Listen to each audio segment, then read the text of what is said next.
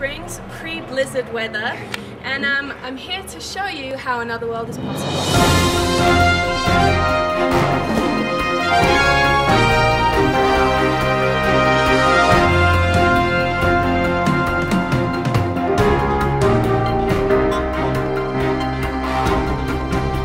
I'm Joseph, Slovakian, and we're going to talk a little bit today about artistic expression and what's going on in the arts throughout the world, and he's going to give us a little perspective on co-creating with God. Hi Joseph. Hi, welcome Sally. to GlobalCAST. Thank you. How are you doing today? I have a busy day, but I'm doing good. Okay, awesome. Well, I was just maybe wondering if we could talk a little bit about what your day looks like. When you get up in the morning, what does day in the life of Joseph look like? Because I know you have a lot of different roles within Body of Christ and your personal family, all of that stuff. So maybe you could just give us just a quick scope of what you do on a regular basis. Well, living in Hawaii, I've had to switch to becoming a morning culture person because the sun comes up very early and the sun goes down very early. So I get up in the morning. First thing, usually me and Monica, my wife, we kind of get up, we make coffee, we drink coffee together, and then usually it's like good morning, you know, a hug, and then basically sit on the computer and check our mail because most of our connections that we still have are in Europe, and so by the time we get up, they're ready to go to bed. So most of my emailing has to be done in the morning. Right. So that's the first thing I do, and then the kids usually stay in bed, and usually I'm out of the house by 9 latest for meetings. So then the rest of the day is just pretty much, let's see, what do? I do many things. My name is Joseph, and I have a coat of many roles. Like I say, many cultures and many roles. I like being with people. I like finding out what is happening, and I like finding out what's happening all over the place. And I'm someone that would usually stop and talk to someone at any given time. If I see them and I haven't seen them for a while, and I see them and I go, oh, hey, how are you doing? I was thinking about you. I'm quite an integrated person, so that means everything that I usually end up doing during the day is integrated from one thing to the other. So like today in the afternoon, I have pretty much 3 meetings set up, and then at lunch I have a meeting, and then I had a meeting this morning. And the meetings are everything from getting creative ideas for situations, problems, issues that we have in YWAM, especially in the area of communication. How do we communicate? But also it's just, you know, normal meetings where we say, okay, so what are we going to do about this? What are we going to solve? Problem solving. And I tend to be the person they invite to come up with creative ideas.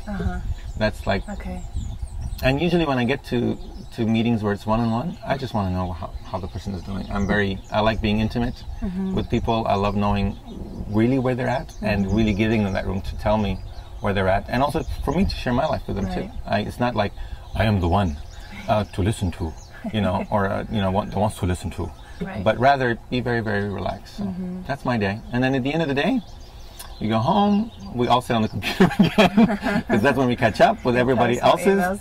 Yeah, and then I spend the evening often chatting with different people. I like connecting also virtually with people. It's the way I maintain relationships from a distance.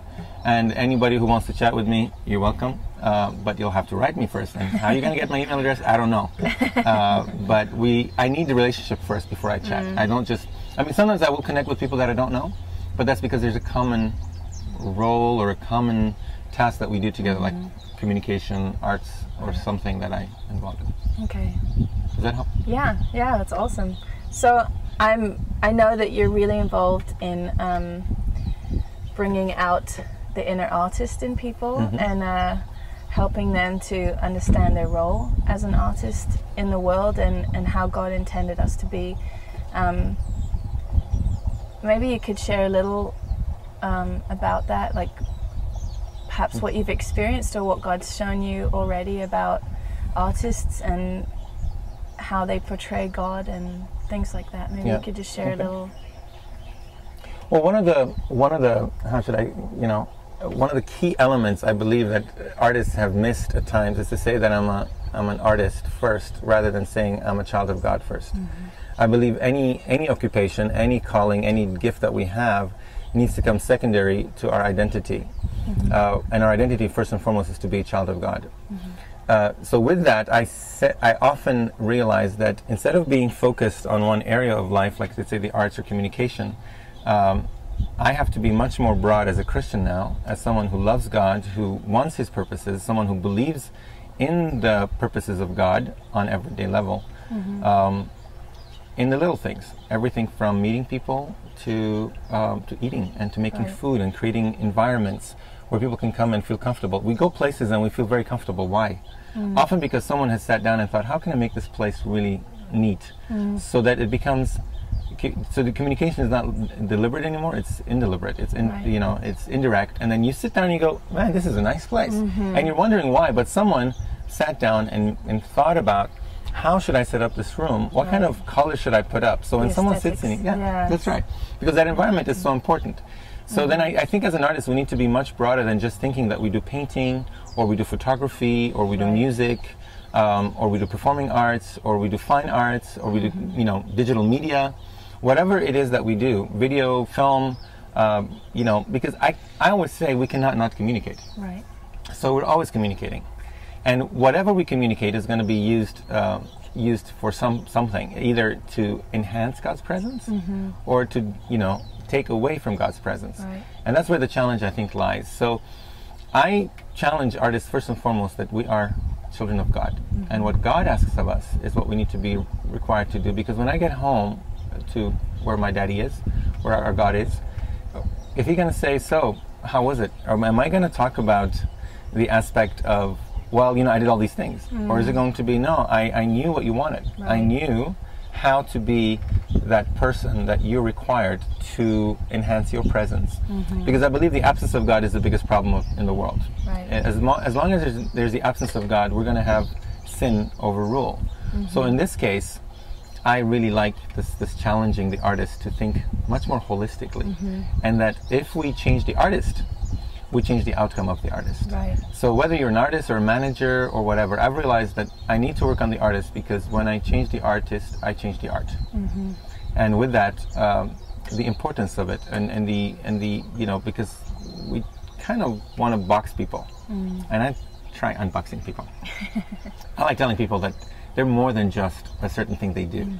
We are created in the image of one of the most amazing beings, actually the amazing being that exists, and so out of that to create is wow. That just basically says, if the input is wow, the outcome will be wow. So Francis Schaeffer used to say something that I loved. He says, you start with something infinite, you most likely will end up with something infinite.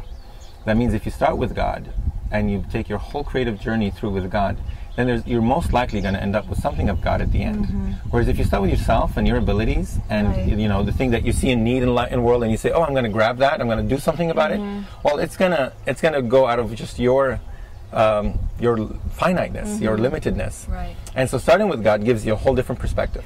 So does that share totally. what I like? I love the holistic approach to changing the artist as a being, or the person who has artistic ability, and then out of that see them create and do whatever else.